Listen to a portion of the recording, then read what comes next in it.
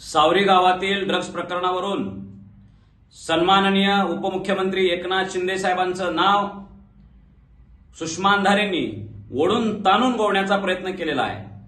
आज त्यांची प्रेस बघताना आम्हाला हसू येत होतं की ह्या बाई कशा पद्धतीनं एकनाथ शिंदे साहेबांचं नाव बदनाम करायचा प्रयत्न करायला लागलेले आहेत, जाणीवपूर्वक बदनाम करायचा प्रयत्न करायला लागलेले आहेत। खरं म्हणजे उद्धव ठाकरेंना एकनाथ शिंदे साहेबांची कामातून बरोबरी करायला जमत नाहीये, म्हणून उद्धव ठाकरेंनी केवळ एकनाथ शिंदे साहेबांना बदनाम करण्यासाठी काही बाया रोजानं ठेवलेल्या आहेत, त्यापैकी सुषमा अंधारेंचा त्यात समावेश आहे। सन्माननीय एकनाथ शिंदे साहेबांनी महाराष्ट्रामध्ये स्वतःच्या कर्तृत्वानं मुख्यमंत्री असताना लाडक्या बहिणींना आपलंसं केलेलं आहे। महाराष्ट्रातील करोडो बहिणींच्या गळ्यातले एक हृदयातलं स्थान ह्या भावानं निर्माण केलेलं आहे। ती बरोबरी उद्धव ठाकरेला कधी करता आली नाही, म्हणून बदनामी आहे। महाराष्ट्रामध्ये जेव्हा मराठा आरक्षणाच्या संदर्भानं ज्या काही आत्महत्या झाल्या त्या प्रत्येक घरात मदत पोहोचवण्याचा एकनाथ शिंदे साहेबांनी प्रयत्न केला, याची बरोबरी ह्या उद्धव ठाकरेंना करता येत नाही, म्हणून शिंदे साहेबांची बदनामी आहे।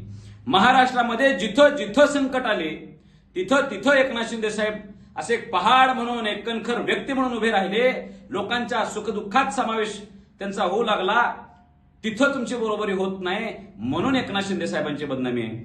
आपले माणसं सिंदूर प्रकरणावेळी जम्मू काश्मीरमध्ये जेव्हा अडकले होते तिथं स्वतः एकनाथ शिंदे साहेबांनी स्वखर्चातनं आपले कार्यकर्ते पाठवून, विमानं पाठवून लोकांना सोडवून आणायचा प्रयत्न केला। ठासून तिथं जाऊन शिंदे साहेब उभे राहिले, पाकिस्तानच्या डोळ्यात डोळे घालून त्यांनी तिथं आपल्या भारतीयांना, महाराष्ट्रीयांना वाचवायचा प्रयत्न केला। ही बरोबरी उद्धव ठाकरेला होत नाही, म्हणून एकनाथ शिंदे साहेबांची तुम्हाला बदनामी पाहिजे। एकनाथ शिंदे साहेबांनी शेतकऱ्यांसाठी जेवढे निर्णय केले ते निर्णय त्याची बरोबरी तुम्हाला करता येत नाही, म्हणून एकनाथ शिंदे साहेबांची बदनामी आहे।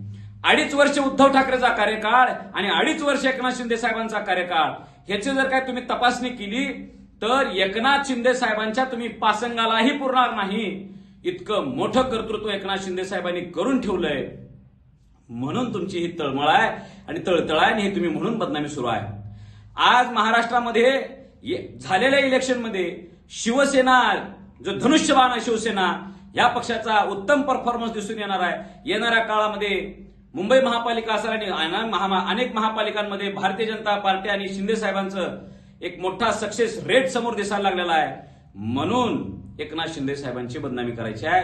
आज महाराष्ट्रातल्या प्रत्येक शिवसैनिकाच्या घरात ज्या एकनाथ शिंदे साहेबांनी आनंदाचा शिदा पोचवण्याचा प्रयत्न केला, त्या एकनाथ शिंदे साहेबांची तुम्ही मदत करून, लोकांची मदत करून त्यांची बरोबरी करू शकत नाही, म्हणून तुमची आज बदनामी सुरू आहे।